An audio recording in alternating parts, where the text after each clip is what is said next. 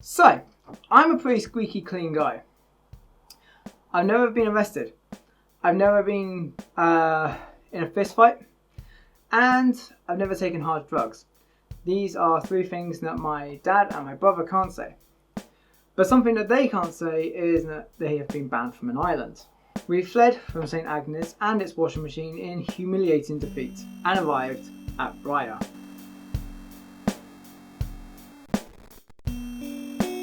Now I would say that each of the islands in the Isles of Scilly has its own feel. St. Mary's is this really old style town from every day is like Sunday by Morrissey. Tresco is touristy in a quaint kind of way. And St. Agnes is rustic and beautiful.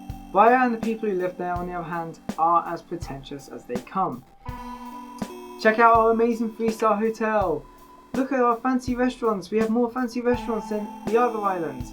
And so on. To be fair, the other islands don't really put up much of a fight in this respect. But come on, Bryher, you're not that far from civilization. The one thing I can say for Bryher is it is reasonably pretty. Especially Rushy Bay, which is far away from the town and its people. Because Bryher is small, we had a game plan. We'd arrive on the island, get our tent set up, walk around the island, get some chips, and then head to the pub. Meaning that we arrived at the pub a little bit later than usual, and all the locals were already in there. Now, bear in mind here, smartphones weren't really as common as they are now back then. And a lot of us didn't walk around with the internet in our pockets.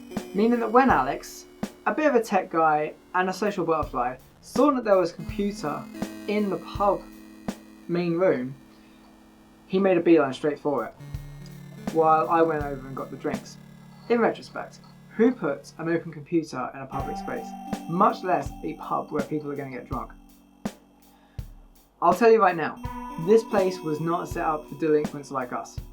Also, Alex and I have slightly different versions of what happened that night, but this is my video, so you're going to get my version first. So I think I chatted with the locals for maybe 10 minutes, if that, and then went to go check up on Alex, who was on the computer. Bear in mind I have retinitis pigmentosa, but it was undiagnosed at that time. I kicked the computer tower over. The computer broke instantly and wouldn't come back on. We apologised profusely. They said that they'd be able to get someone to come around in the morning and they'd probably be able to fix it. And I made the mistake of thinking that was it, done and dusted.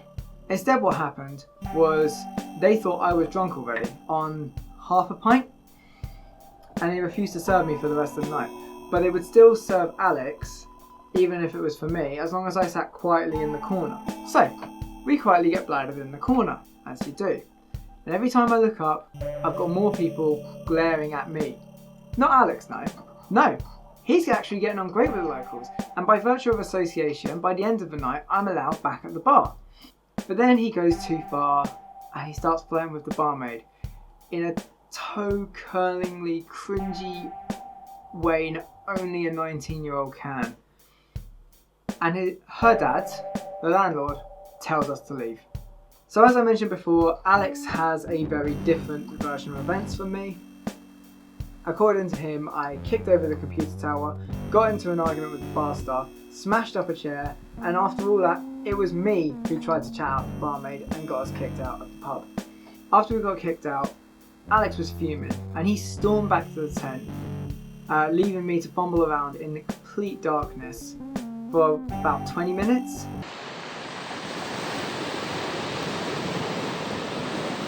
Again, undiagnosed retinitis pigmentosa. I think by this point we were completely furious with each other. But eventually he came out to help me. Not, of course, without insulting me and my crappy eyesight the whole time. The next morning was enlightening. You see, as it turns out, the pub, the campsite, local restaurants, the hotel, the Tresco Abbey Gardens, and most of the boats that go on and off the island of Bryher and Tresco are all run by one family who seem to think themselves as some kind of wannabe Borgias. And the pub landlord, well, that guy's practically the island chief. What I presume to be his wife came down to our tent early the next morning and told us that we wouldn't be welcome another night. I said, well, we're going to be visiting another island today anyway.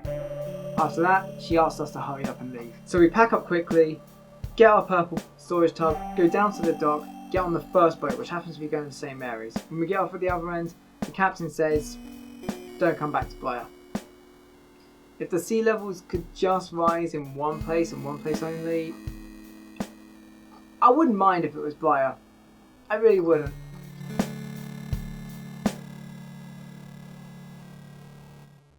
If I had known ahead of time how things were going to turn out, I would have swapped our night at Bryher for a third night at St Martin's. To me, St Martin's is undeniably the prettiest island. It has the whitest beaches, it has the clearest water, and yet it has something really rugged and natural about it. For the first day there though, Alex was so pissy at me. Truth be told, we were both skeletal looking wimps with basically no upper body strength. But during an argument on that island, he stepped towards me in such a way that I wasn't expecting, and I flinched. This gave him some false sense of control over me, and it was just unbearable to be around each other until we got to this particular beach. And this is where I learned this absolute rake of a man, who I've known for 5 years, is an amazing swimmer.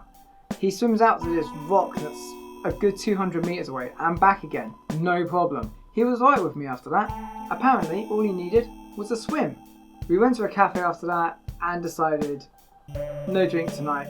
We went back to our tent and played a lot of chess. I want to mention something about chess actually. So according to Alex himself, when he was a young child, he went into some sort of national chess league and he was apparently like number 4 in the country. Thing is, he could easily have been telling the truth. He thrashed me all over those islands, and I thought there was no chance I was ever going to beat him when we first started playing together. But being the nerds we were, you know, we would discuss tactics on our walks or while sitting around drinking cider, and he wanted to see me get to his level, so he had someone decent to play against. I got a little bit better every day, and on one of the last games of our trip, there on St Martin's, I finally beat him. He said that he always considered throwing a game just to let me win, but he also said that he could never bring himself to do that. So the moral of this story is, put time and effort into something, and you too could beat the former number 4 in your country at something. Anyway, back to St Martin's. The next day we decided to go for a walk around the island, you know, do our typical circumnavigation thing. And we see this high point where we can really see far if we just climb across some rocks.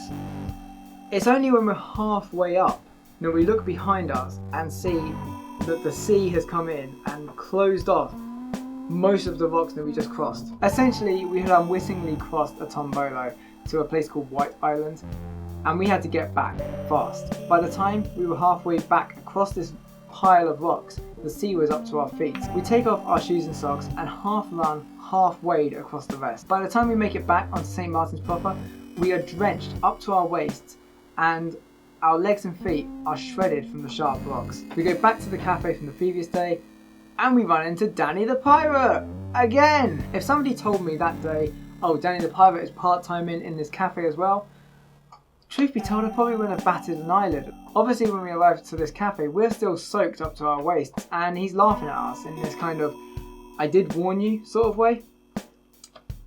Anyway, I asked him about this bug that I'd seen on White Island. It was about this big, looked like an ant, but with like a beetle's thorax, huge thing. And he goes, oh yeah, that's a St. Martin's ant. Again, this is pre-internet in your pocket, so I just have to believe him.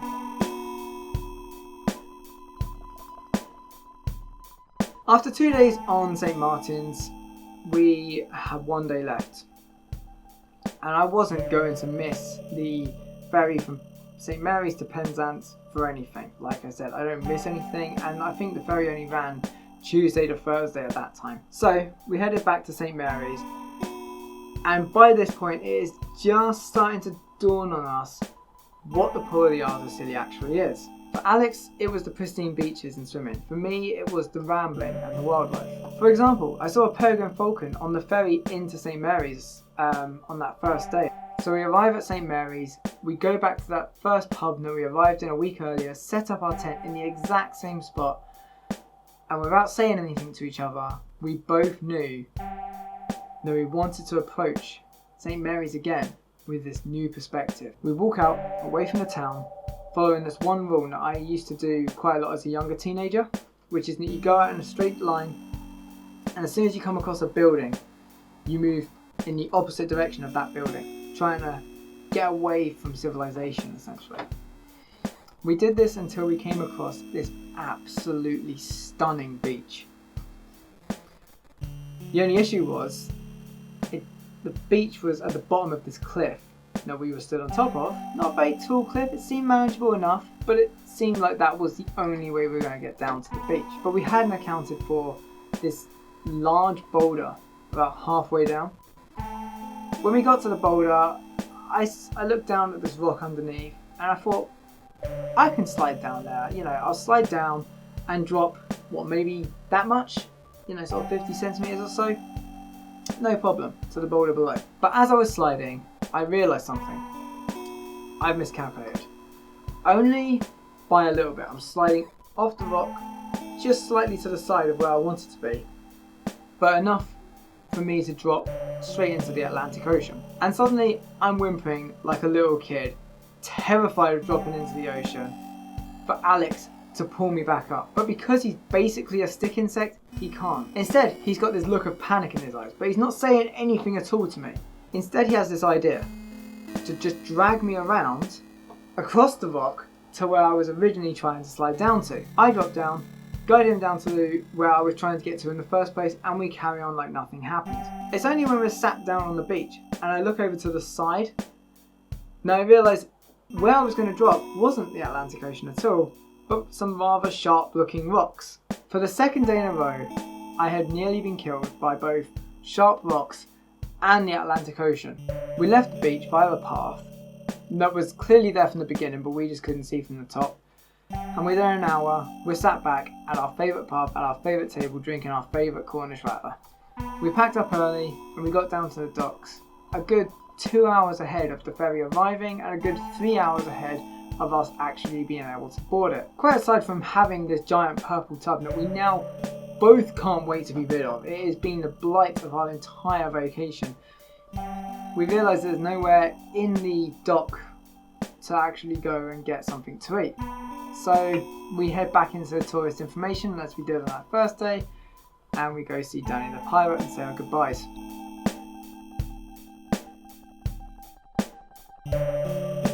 So we get onto the ferry without incident, and in the hull of the ferry there's this resting place where you can go, if you're seasick you can sit in the middle.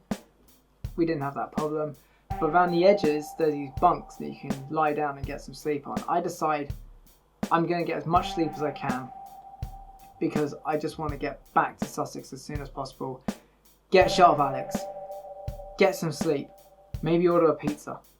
I've had enough. We get back to the van at Penzance, and I just drive east and drive and drive. The plan was originally to stop off in Dorset or Hampshire and camp for the night. Perhaps it was to sleep on the ferry, or perhaps it was because I had had enough of being around Alex for a while. Before we even got to Devon, Alex had fallen asleep in the passenger seat, and at some point during Devon, he started flailing around in his sleep. He was kicking the gear stick, he was slapping the steering wheel, he kicked off completely the shelf that was just above the passenger footwell.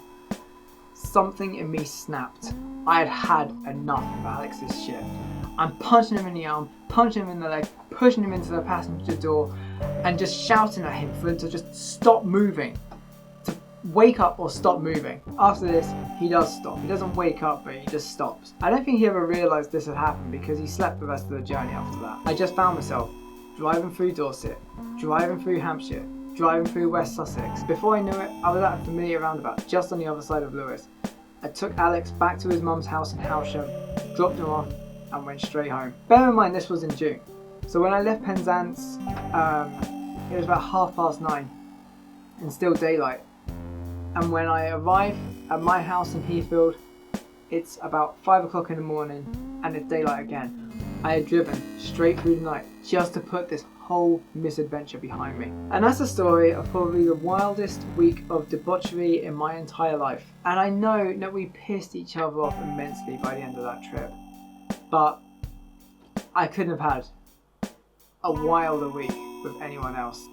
And I would be lying if I said that we didn't have so much fun taking the piss out of everything together.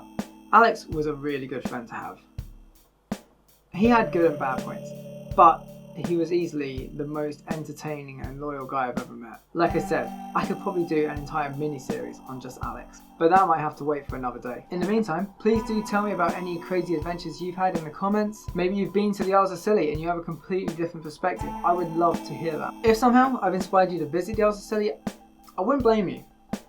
It is a really beautiful place. Just look up any pictures of it and you'll see what the appeal of it is for a more mature trip. But really, it's a blank canvas for any kind of trip you want to have. If you want to do an island pub crawl like we did, well, you can do that. Just don't visit Bryher. Also, feel free to subscribe to my channel for more stories like this, as and when I can think of them or am inspired to tell them, as well as retro gaming content and occasional music. And with that being said, take care.